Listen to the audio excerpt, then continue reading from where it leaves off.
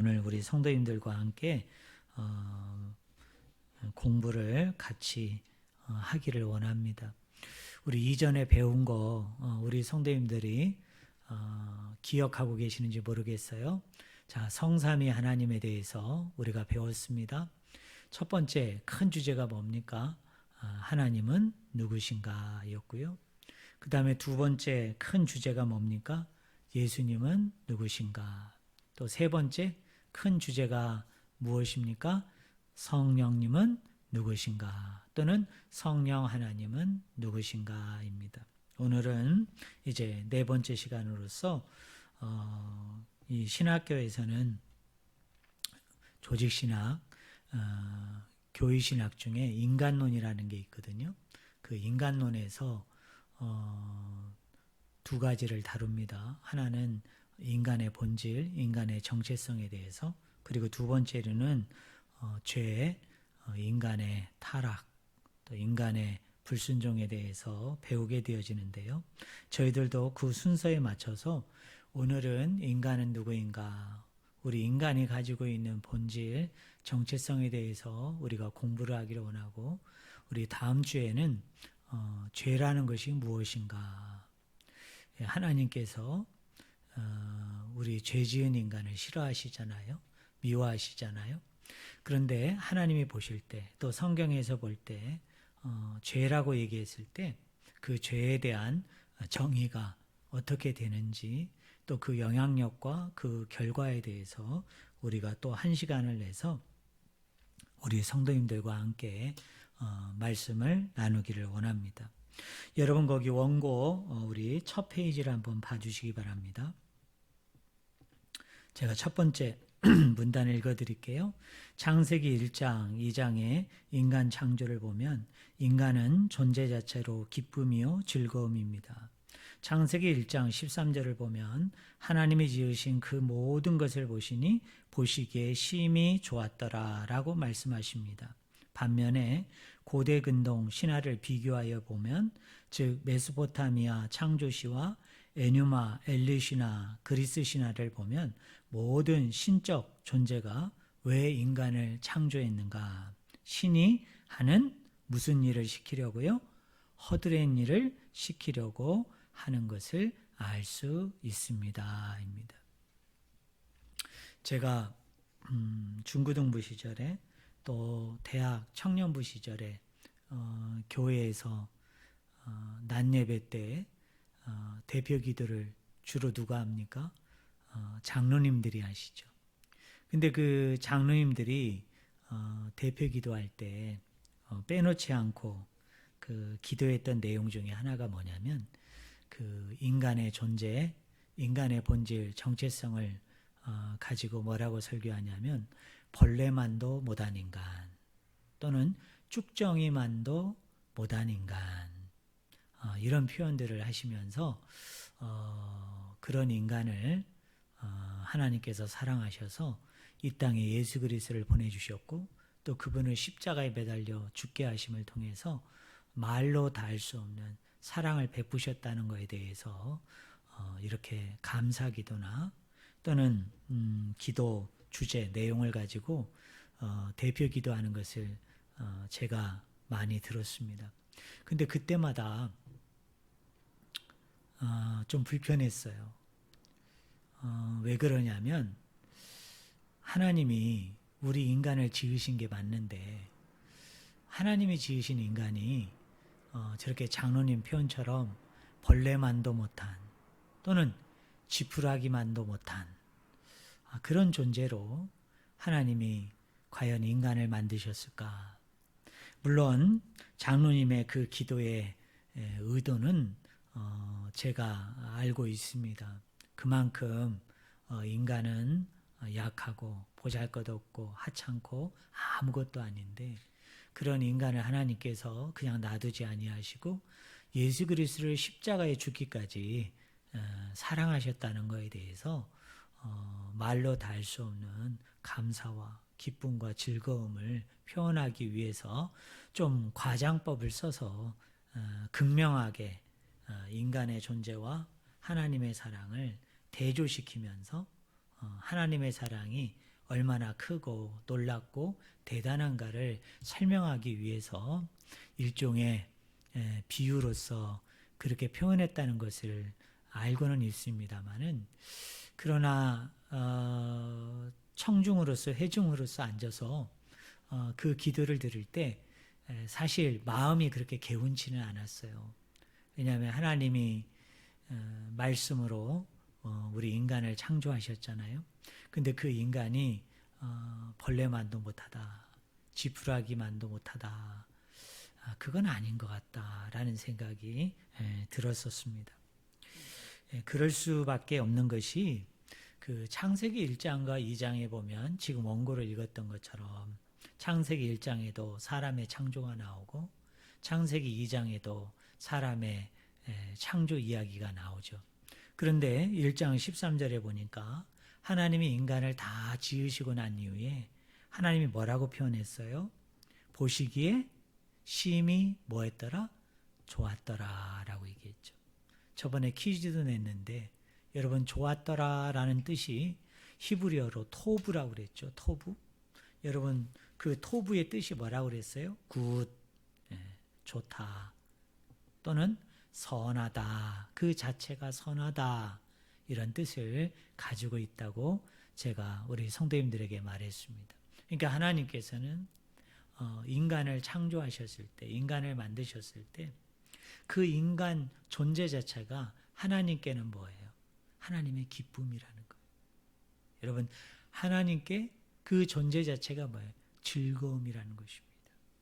저는 우리 성도님들이 어떤 형편과 어떤 처지와 지금 어떤 상황 가운데 있든 간에, 또 세상 사람들이 여러분을 비교하고 견주면서 여러분에 대해서 이렇쿵 저렇쿵 또 이런 모양으로 저런 모양으로 표현하는 어떤 마음의 불편함, 어려움을 가지고 있는 분이 계시다 할지라도 우리 성도님들은 이것을 꼭 믿으시기를 바랍니다.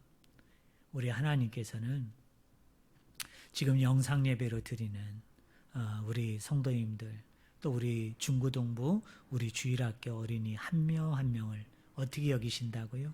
네가 바로 나의 기쁨이다. 네가 바로 나의 즐거움이다.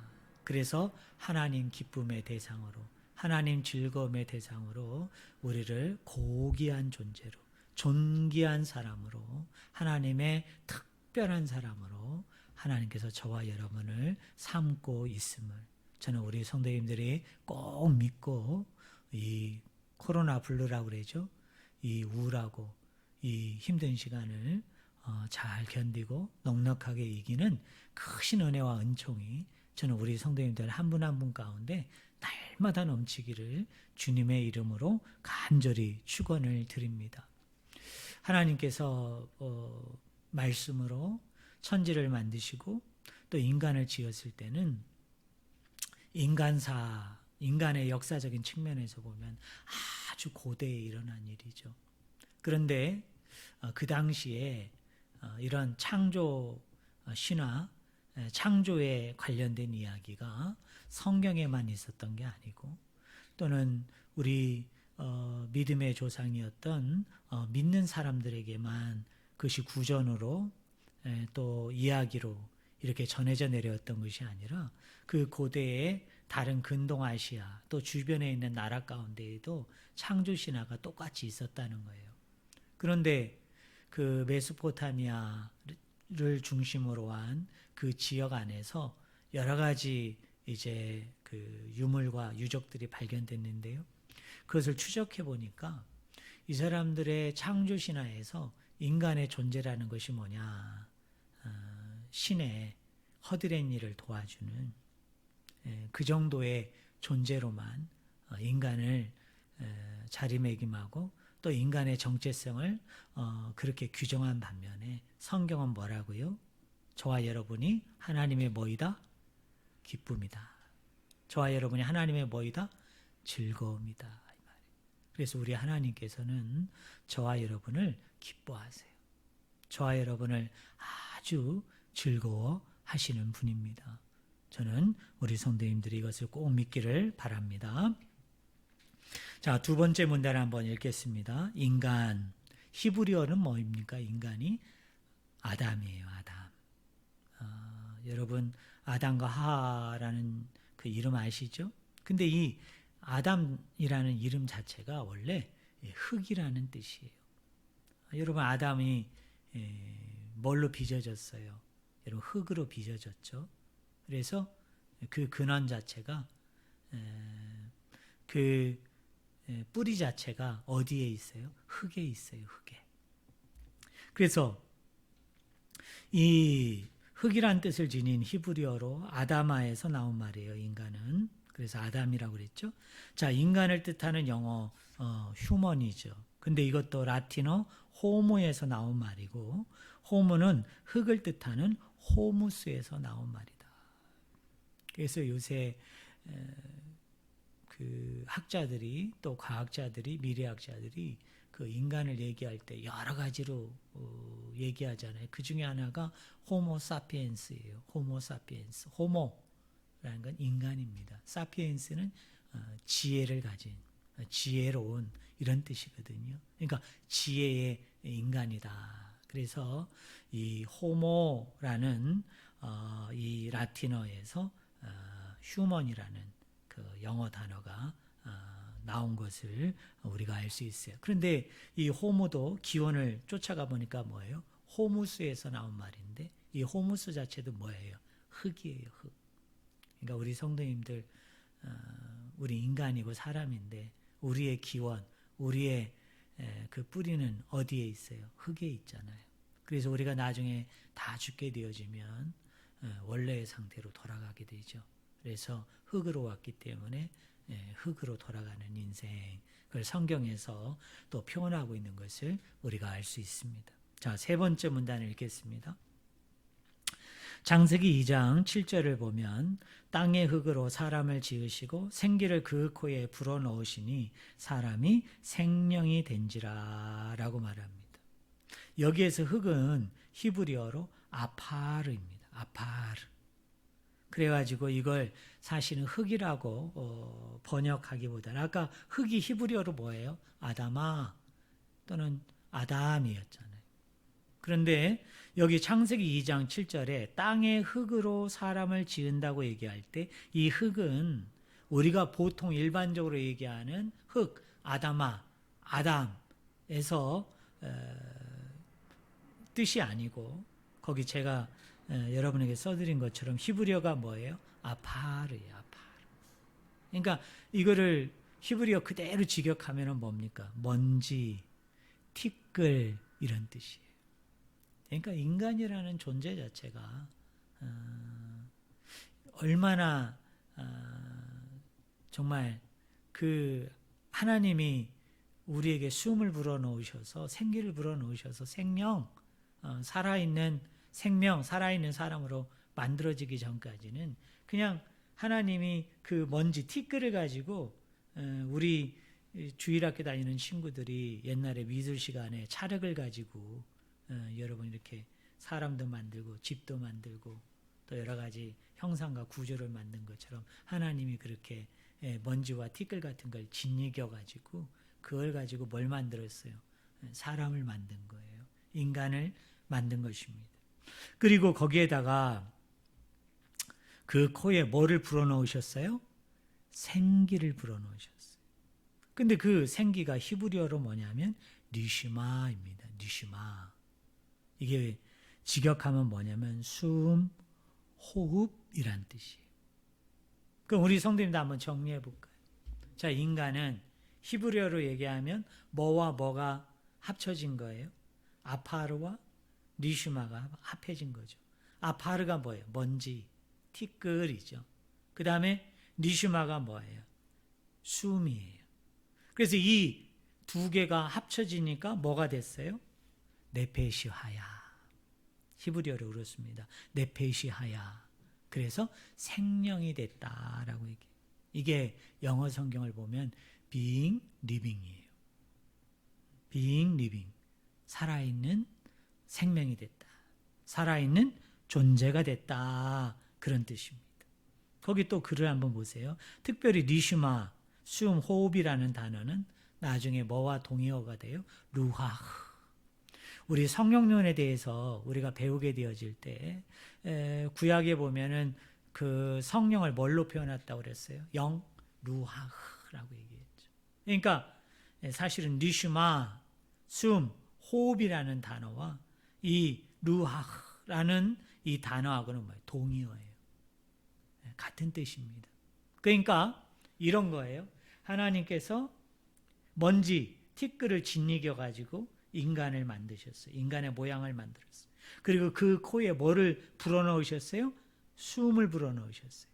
생기를 불어넣으셨어요. 그랬더니 그 사람이 뭐가 됐어요?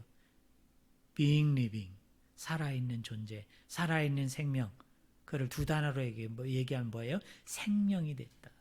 그런데 그 코에 숨, 생기를 집어넣는다고 얘기할 때 이게 나중에 보면은 이 단어가 무슨 단어가 됐어요? 성령을 뜻하는 루아흐라는 거죠. 루아흐. 그래서 인간이 되어진 거예요. 자, 이거를 좀 더 세부적으로 보겠습니다. 자, 네 번째 문단을 보세요. 좀 더 구체적으로 인간은 무엇으로 만들어졌을까? 먼저 3분설입니다. 데살로니가전서 5장 23절을 보면 평강의 하나님이 친히 너희를 온전히 거룩하게 하시고 또 너희의 온 영과 혼과 몸이 우리 주 예수 그리스도께서 강림하실 때에 흠없게 보존되기를 원하노라 라고 말씀하십니다. 3분설을 주장하는 사람들은 이 구절을 근거로 인간은 영, 혼, 몸의 세 부분으로 이루어졌다라고 생각하는 거예요.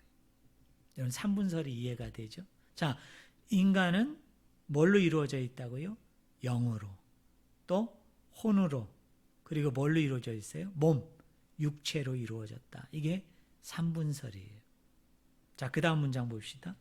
근데 이 3분설만 주장하는 게 아니라 2분설도 있습니다. 자, 2분설이 뭐냐? 제가 읽어드릴게요. 이들은 인간이 영적인 실체와 물질적인 실체라는 두 부분으로 구성되었다고 주장합니다. 성경을 보면 영과 혼은 구분되는 두 실체로 상정되지 않고 오히려 두 단어는 상호 교차적으로 사용됩니다. 그러니까 오늘 우리 한국교회 안에는 인간은 무엇으로 이루어져 있는가라고 얘기할 때 두 가지 주장이 있어요. 하나는 3분설, 하나는 2분설이에요. 그럼 3분설이라는 건 뭐냐? 다시 한번 정리하면 우리 한번 해볼까요? 뭘로 이루어져 있다? 영, 혼, 육체, 육. 그럼 2분설은 뭐예요? 영적인 실체와 물질적인 실체. 그러니까 다른 말로 얘기하면 영혼과 육체로 이루어졌다라고 얘기해요.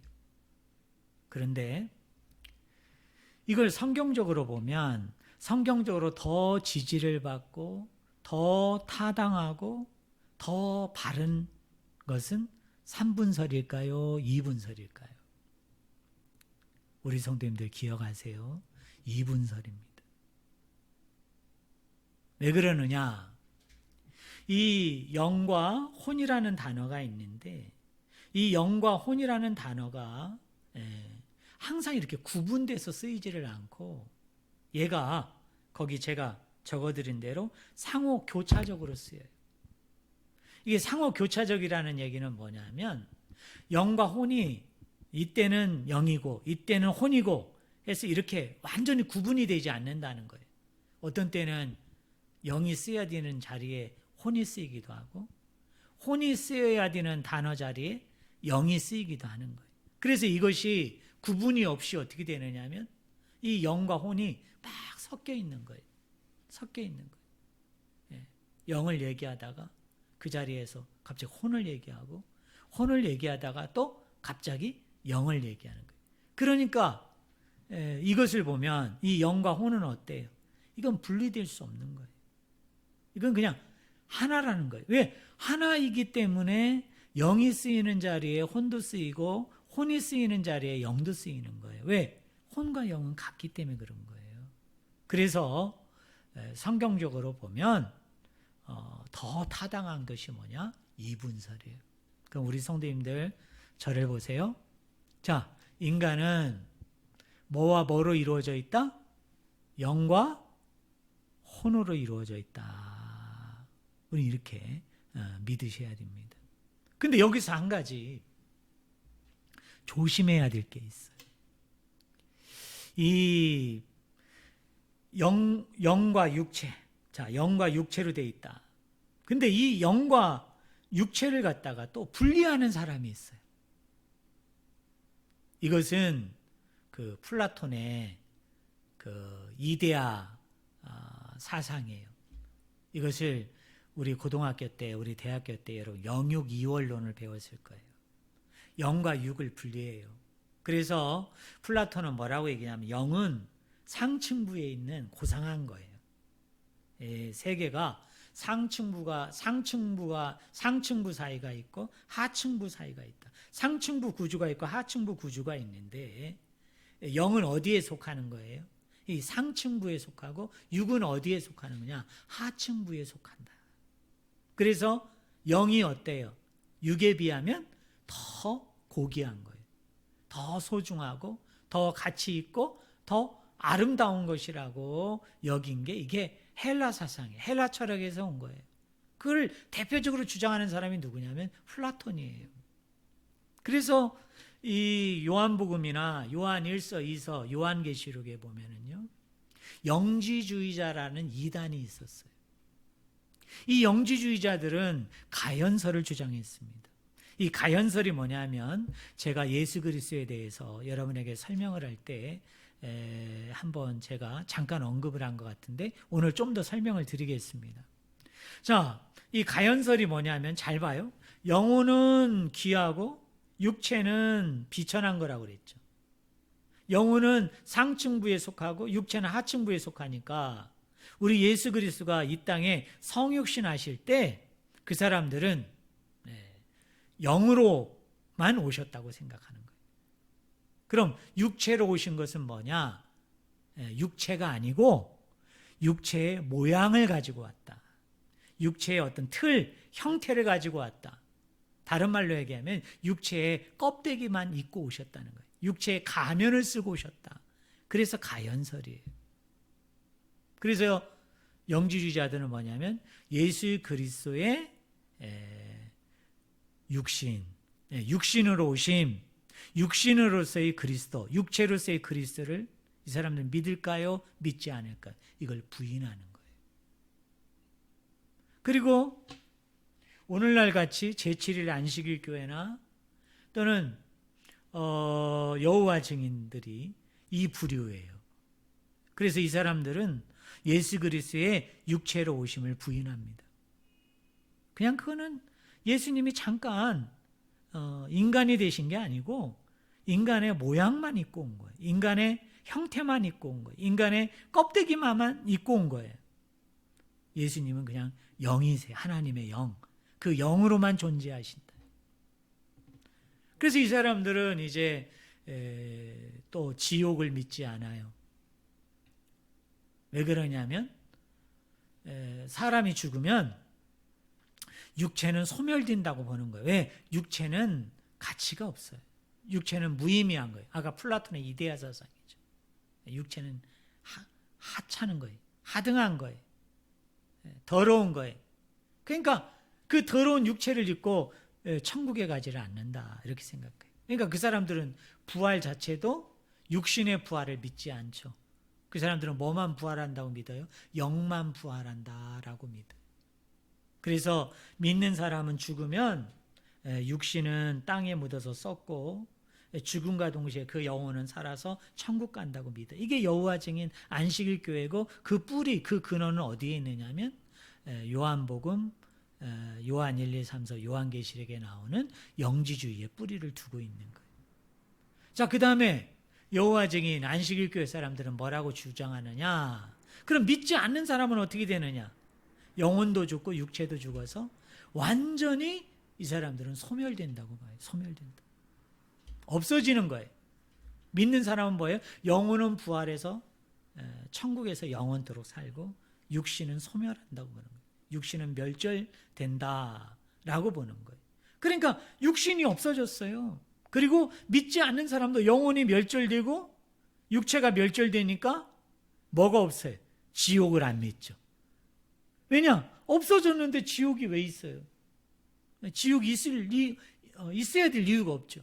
왜냐? 지옥은 우리 기독교에서 얘기하면 믿지 않는 사람들, 불순종한 사람들, 하나님을 대적한 사람들이 가서 영원토록 고통을 당하는 곳인데, 이제 여호와 증인이나 안식일 교회나 이 영지주의자들은 뭐라고 얘기하느냐? 믿지 않는 사람은 영혼과 육체도 다 소멸되니까 지옥 존재 자체가 없는 거죠.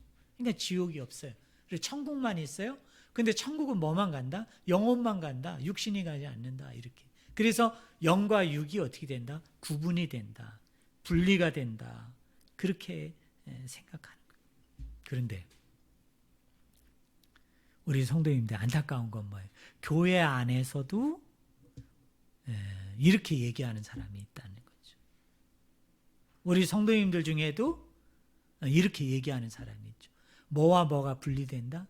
육체와 영혼이 분리된다. 그리고 아니라고 얘기하면서도 은근히 우리는 영적인 건 왠지 신성하고, 영적인 건 뭔가 신비하고, 영적인 건 뭔가 좀 아름다운데 육신은 어때요? 이거는 죄를 짓고 불순종하고, 또 육신은 자꾸 도덕적으로 윤리적으로 뭔가 문란하고, 향락을 쫓고 쾌락을 쫓고, 그래서 그 육신이 왠지 더럽고 무가치하고, 우리 은근히 그렇지 않다고 그러면서 오늘 교회에서 가만히 우리가 메시지를 듣거나 내용을 들어보면 어때요?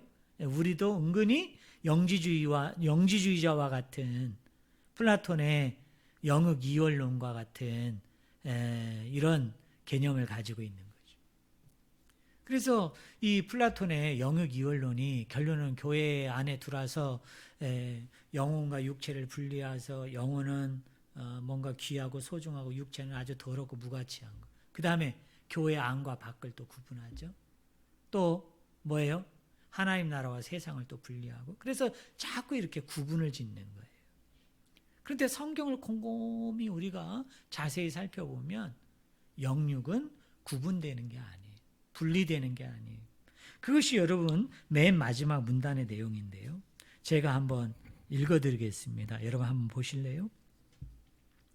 그러므로 성경은 인간이 물질로만 만들어졌다는 유물론적 입장과 인간은 영적 실체와 물질적 실체로 나눠진다는 이원론적 입장 모두를 뭐한다? 거부한다. 거부한다. 인간은 육체로만 이루어진 것도 아니고 영혼으로만 정의될 수도 없습니다. 인간은 영혼과 몸이 결합한 존재입니다. 따라서 인간의 영혼은 오직 몸의 영혼으로만 존재할 수 있을 뿐이고, 이거 중요한 말입니다. 여러분 자세히 봐요. 인간의 영혼은 오직 뭐의 영혼으로만 존재한다고요? 몸의 영혼으로만 존재할 수 있을 뿐이고, 몸은 또 오직 뭐의 몸으로만 있을 뿐이에요? 영혼의 몸으로만 있을 뿐이에요. 그러니까 영혼과 몸이 따로 있을 수 없는 거예요. 몸이 있는 영혼, 영혼이 있는 몸, 그 상태로 있다 이거예요. 그래서 한 장 넘겨봐요. 인간은 몸을 가진 영혼이요, 영혼을 가진 몸이라는 독특한 구조를 가지고 생각하고 행동하고 살아갑니다. 결국 인간은, 우리 한번 따라해 보세요. 영육 통합체. 따라해 보세요. 영육 통합체. 그 옆에 있는 문장 한번 읽어봅시다. 육체와 영혼의 뭐이다? 통합체. 육체와 영혼은 같이 있는 거예요. 이거는 분리될 수 없어요. 뗄 수가 없어요. 이거는 하나로 연결되어 있는 거예요. 그래서 몸이 있는 영혼, 영혼이 있는 몸이지, 몸 따로 영혼 따로 그렇게 사람이 그렇게 있는 게 아니에요. 그래서 영혼은 뭔가 귀하고 소중하고 더 가치 있고, 영적인 건 뭔가 더 신비하고 신성하고, 육은 왠지 더럽고 무가치하고 속되고 약하고 그런 게 아니에요. 그래서 뭐예요? 우리의 영혼도 중요하지만 이 영혼을 감싸고 있는 뭐도 중요해요? 이 몸도 중요해요. 왜냐하면 몸이 없으면 영혼은 없어요. 이해되십니까? 영혼이 없으면 몸도 없어요. 그래서 이 두 가지는 같이 있어야 되는 거예요. 그러니까 인간이라는 거는 우리 성도님들 오늘 이 시간에 분명히 깨달으세요. 자, 인간의 본질이 뭐냐? 인간의 정체성이 뭐냐? 따라해 봅니다. 몸이 있는 영혼, 영혼이 있는 몸. 예, 그거예요. 그러니까 우리 성도님들 이걸 잘 아시고 이 중심을 잘 잡아야 돼요. 잘 잡아야 돼요. 육신이 망가지면 영혼도 죽는 거예요. 이해되세요? 아니, 육신이 망가졌는데, 육신이 죽었는데 영혼만 살아있다? 그건 비성경제. 그거 맞지 않아요. 그리고 또 뭡니까? 영혼이 죽어 있으면 그 사람 몸도 죽은 거예요. 그 사람 몸도 죽은 거예요.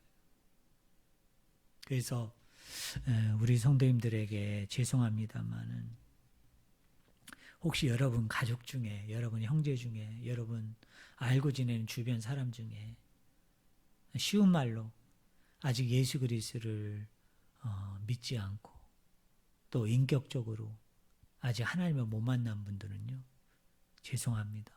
그분은 영혼이 죽어 있는 거예요. 그러면 사실은 그 몸도 죽은 거죠. 여러분 이해돼요? 그래서 우리가 우리 형제 자매, 우리 부모, 우리 가족을 놓고 우리가 열심히 기도하면서 전도하면서 그 사람들을 빨리 구원해내야 되는 이유가 여기에 있는 거예요. 왜냐? 영혼과 몸은 이건 뗄 수 없어요. 뗄 수 없어. 이건 같이 있는 거예요. 다시 한번 얘기합니다. 영혼이 죽은 사람은 사실 몸도 죽은 거예요. 이해되세요? 그렇기 때문에 어떻게 하든지 우리 몸도 살아야 되겠지만 이 몸만 살아서는 안 되는 거예요. 뭐도 살아야 돼? 이 영혼도 살아야 돼. 이 영혼도. 그래서 영혼을 살찌우기 위해서, 영혼을 건강하게 하기 위해서, 이 영혼을 잘되게 하기 위해서, 영혼을 풍성하게 하기 위해서 우리가 열심히 기도하고 열심히 말씀 보고 열심히 하나님의 뜻대로 의지대로 우리가 순종하려고 몸부림쳐야 되는 이유가 바로 여기에 있는 거예요. 영혼이 병들었다는 건 몸도 병들었다는 거고, 영혼이 죽어가고 있다는 얘기는 우리 몸도 죽어가고 있는 거예요. 그리고 영혼이 죽었다는 얘기는 뭐도 죽었다는 얘기예요. 몸도 죽었다는 얘기예요. 이게 의사의 진단하고 우리 교회에서 얘기하는 사람을 향한 진단하고 틀리다니까요.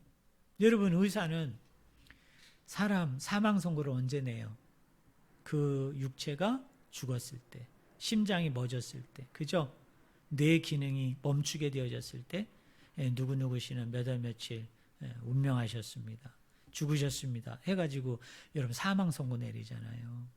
근데 우리 신학적으로 보면, 성경적으로 보면, 말씀적으로 보면 여러분 누가 죽은 사람이에요? 그 심장이 뛰고 있어도, 이 뇌가 활동하고 있어도, 그 육신이 살아있는 것 같아도, 그 뭐가 죽으면, 그 영혼이 죽으면, 신학적으로 보면, 성경적으로 보면 이 사람은 이미 몸도 죽은 사람이에요. 시체예요, 시체. 죽은 자와 같은 거예요, 죽은 자. 죽은 자예요, 완전. 심판받은 영혼이에요.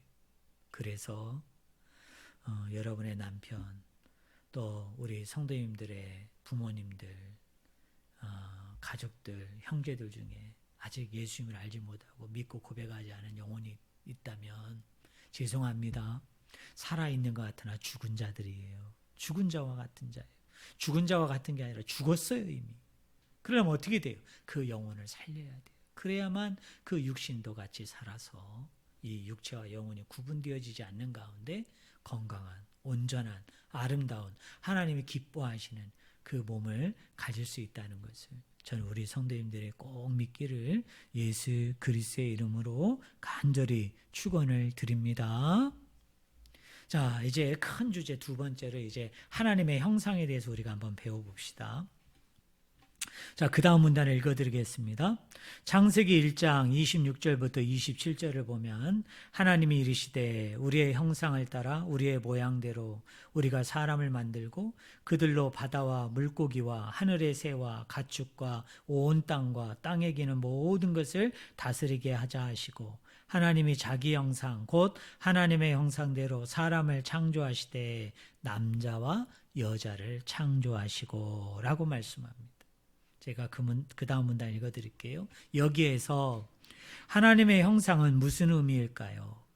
고대 세계에서 왕이 자기 땅을 다 돌아보지 못하기 때문에 그의 힘이 미치는 장소에 자신의 형상을 두었습니다. 결국 그 형상은 왕 같은 존재임을 의미합니다. 즉 다스림을 의미합니다. 그러니까 고대의 왕들은 자기가 다스리고 있는 그 영토, 구획을 이렇게 표시할 때, 구획을 표시할 때 그곳에다 이렇게 형상을 놓았어요. 자기 형상을. 그게 뭐예요? 여긴 내가 다스리는 데다. 내가 통치하고 이것은 내 힘이 미치는 영역이다. 라는 것을 표시하는 어떤 구분이었어요. 구분. 영역 표시였어요. 그렇기 때문에 하나님의 형상을 따라 우리가 지음받았다라고 얘기할 때 그거는 이런 의미예요. 한번 따라해 보실래요? 우리가 왕이다. 예. 아까 얘기했잖아요. 왕들이 그 넓은 토지와 그 넓은 땅을 다스리지 못하니까 곳곳마다 형상을 갖다가 놨어요. 자기 형상, 자기 모양을 갖다 놨다. 자기 형상을 갖다 놓고 뭐예요? 이것은 내가 다스리는 곳이다. 이것은 내가 통치하는 곳이다. 이것은 내 힘이 미치는 곳이다 라는 걸 표현했다고 그랬잖아요. 그 형상이 왕인 거예요. 왕의 존재를 나타내는 거예요. 왕됨을 나타내는 거예요. 그러므로 하나님이 자기의 형상을 따라 우리를 만들었다는 얘기는 아까 고대 신화에서 나오는 것처럼 인간을 단지 신이 하기 싫어하는 허드렛 일을 돕는 하나의 도구로서 뭔가 신의 노여움을 달래서 뭔가 신으로부터 뭔가를 공급받고 받아서 살아가는 존재로 하나님이 우리를 만드신 것이 아니라 우리를 뭘로 만들었어요? 왕으로서 하나님을 대신하여 다스리는 아주 고귀하고 특별한 존재로 우리를 만드신 거. 그게 뭐예요? 그게 하나님의 형상이란 뜻이에요. 자, 우리 성도님들 옆에 있는 분하고 서로 인사할까요? 선생님이 왕이십니다. 우리 남편이 왕이십니다. 우리 아내가 왕이십니다. 우리 자녀들이 왕이십니다. 한번 인사해 보세요. 서로 축복하면서. 네, 우리가 왕이에요. 왕. 하나님은 저와 여러분을 뭘로 만드셨어요?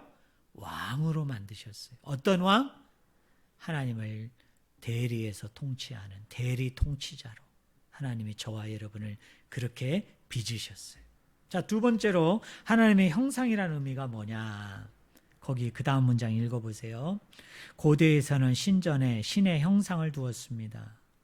신의 임재, 힘을 상징합니다. 반면에 성경은 우리가 하나님의 형상이라고 말합니다. 이는 내가 신전이다, 내가 교회이다, 그리고 내 안에 누가 계시다? 하나님이 계시다는 의미입니다. 여러분, 고대 사람들은 신전을 만들었잖아요. 신전. 그죠? 근데 그 신전 안에 들어가면 거기에 한 중앙에 가운데에 뭐가 있어요? 신의 형상을 놓죠. 여러분, 우리 그 불교 사찰을 가보면은 석가모니가 어디에 있어요? 대웅전에 가보면은 그 한 중앙에 석가모니의 형상을 거기다가 놓잖아요. 왜 거기다 형상을 놓은 거예요? 거기에 신이 임재하는 것이죠. 거기에 신이 내려와 있는 곳이라고 여겨서 그 앞에 가가지고 비나이다 비나이다 비나이다 하면서 여러분 막 절을 하면서 여러분 비는 거 아니겠어요? 그런데 하나님의 형상은 누구예요? 나잖아요. 나. 그러면 이건 다른 말로 얘기하면 하나님이 내 안에 뭐하고 계신 거예요? 자, 신전 안에 형상을 둔 것은 그곳에 신이 임재한다는 걸 나타내는 것이라면 오늘 저와 여러분이 신의 형상이에요. 신의 형상. 하나님의 형상이에요. 자, 내 몸 안에 이렇게 하나님의 형상이 있다는 얘기는 내 안에 지금 누가 임재해 있다는 거예요. 하나님이 임재하고 계신다는 뜻이에요. 이게 얼마나 놀라운 일인 줄 알아요? 지금 하나님이 내 안에 와 계신다고요. 지금 하나님이 지금 내 안에 거하고 계세요. 여러분, 하나님은 어디 저 멀리 있는 게 아니에요. 하나님은 어디 저 높은 곳에 있는 것도 아니에요. 하나님은 어디 저 깊은 곳에 있는 게 아니에요. 하나님이 우리를 하나님의 형상으로 만들었다는 이야기는 그 형상은 하나님의 임재를 나타내는 것이기 때문에 이미 우리 안에 하나님이 와 계시고 이미 우리 안에 하나님이 임재하고 계시고 우리는 하나님과 함께 걸어가는 존재예요. 같이 움직여 나가는 존재예요. 그런데 우리가 이거를 깨닫지를 못하고 우리 마음대로 우리 주장대로 우리가 주인이 되어서 우리 방식대로 우리가 해나가는 일이 얼마나 많아요. 그러니까 하나님을 무시하는 거죠. 하나님 멸시하는 거예요. 왜? 하나님이 저 어디 보이지 않는 곳에 있는 게 아니라 내 안에 하나님이 와 계심에도 불구하고 그분을 내가 의지하고 바라보고 함께하지 못한다면 이거야말로 하나님을 모욕하는 거죠. 하나님을 멸시하는 거죠.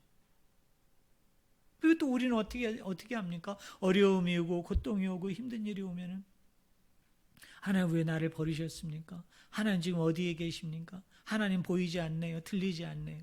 No. 저 하나님이 어디 계세요? 내 안에 계세요. 왜? 내가 하나님의 형상이에요. 자, 두 가지를 배웠습니다. 자, 하나님의 형상인 나는 뭐다? king. 뭐다? 왕이다. 하나님의 통치를 대리하는 사람이에요. 대리하는 사람. 자, 하나님의 형상이 나라는 얘기는 내 안에 누가 와 계신다? 하나님이 와 계신다. 하나님이 와 계신다. 할렐루야. 그리고 1장 26절 27절 마지막에 뭐라고 얘기해요? 남자와 여자를 창조하시고 라고 말씀할 때 남자와 여자는 모든 인간을 지칭합니다. 인간의 평등성을 강조합니다. 남자나 여자 같이 뭐 같은 존재로? 왕 같은 존재로 차별이 있다 없다? 차별이 없으세요. 자, 하나님의 형상으로 인간을 만드셨는데 그 인간이 누구냐? 남자와 여자예요. 그러므로 남자와 여자는 모든 인간을 대표하는 사람이에요. 근데 이 모든 인간을 대표하는 남자와 여자가 뭐의 형상이에요? 하나님의 형상이에요. 남자만 왕인 게 아니고 여자는 왕비가 아니에요. 우리 자녀들은 무슨 공주도 아니고 왕자도 아니에요. 옛날 주일학교 찬양이 잘못된 거죠. 나는 왕, 나는 왕, 나는 왕자다. 나는 공, 나는 공, 나는 공주다. 아니에요.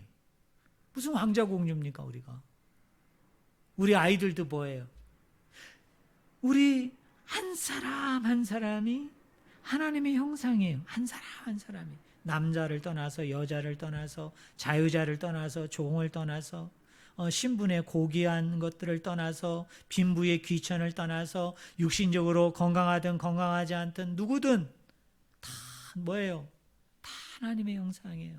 다 동등한 존재예요. 차별이 없는 존재예요. 함부로 하면 안 돼요.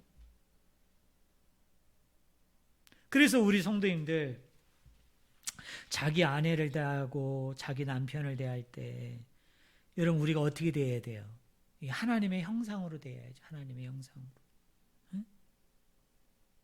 하나님의 형상이 뭐예요? 왕이에요. 왕. 왕처럼 모셔야지. 응? 왕처럼 대우해야 되는 거예요. 그거 아세요? 그리고 내 아내와 내 남편은 어떤 사람이에요? 하나님이 함께하는, 하나님이 임재하고 계시는 어떤 의미에서 신적인 존재죠. 신적인 존재. 그래서 예수님을 우러러보듯이 하나님을 우러러보듯이 어떻게 해요? 사랑해야 되고 보듬어줘야 되고 감싸줘야 되고 존중해야 되는 거예요. 왜요? 하나님의 형상이에요. 함부로 해야 되는 존재가 아니에요. 자, 그 다음 문장 봅시다.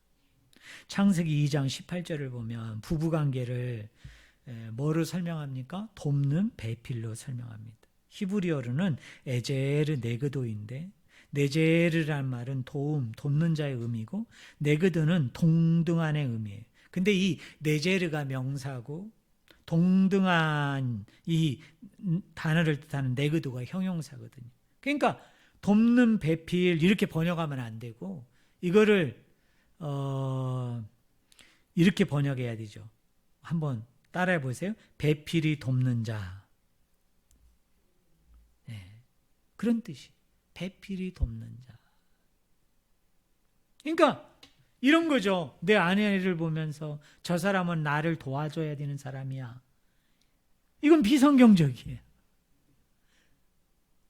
내 남편을 보면서 저 사람은 나를 도와줘야 되는 존재야. 아니에요. 거꾸로예요. 아내를 보면서 내가 도와야 되는 사람. 남편을 보면서 봐요. 내가 도와야 되는 사람. 그게 돕는 배필이라는 뜻이에요. 그러니까 이게 부부관계, 이 부부의 질서, 이 부부의 조화가 완전히 바뀌어야 되죠. 다시 한번 얘기합니다. 내 남편을 볼 때 어떻게 보라고요? 왕으로 보라고요. 왕으로. 왜요? 내 남편은 신의 형상이에요. 하나님의 형상이에요. 또 내 남편을 볼 때 뭘로 봐요? 예수님처럼 하나님처럼 봐야 돼요. 왜? 그는 하나님의 형상이기 때문에 하나님이 거기에 임재하고 계신다고요. 하나님이 그 영혼과 함께하는 신적 존재예요. 신의 반열에 올라있는 존재라고요. 그게 하나님의 형상이란 뜻이라고요. 그러면 내 남편은 하나님처럼 보고 예수님처럼 봐야 돼. 그런데 그게 남자에게만 해당되는 게 아니고 남자와 여자를 창조하시고 남자 여자는 구분이 아니라 모든 인간을 지칭하는 거예요. 모든 인간 안에는 남자도 포함되고 여자도 포함되는데 남자 여자 다 하나님의 형상이니 우리 남편분들 자기 아내 볼 때 왕처럼 보시고 하나님처럼 보시고 저 사람은 나를 돕는 존재로 하나님이 만드신 게 아니고 내가 저 사람을 돕는 사람, 내가 저 사람과 동등한 사람, 내가 저 사람을 아껴주고 보듬어주고 사랑해줘야 돼. 하나님의 사람이라고 여기고 여러분 남편과 아내를 귀히 여기는 은혜가 우리 성도님들 여러분들 가운데 날마다 넘쳐나기를 주님의 이름으로 간절히 축원을 드립니다. 기도하겠습니다. 하나님 아버지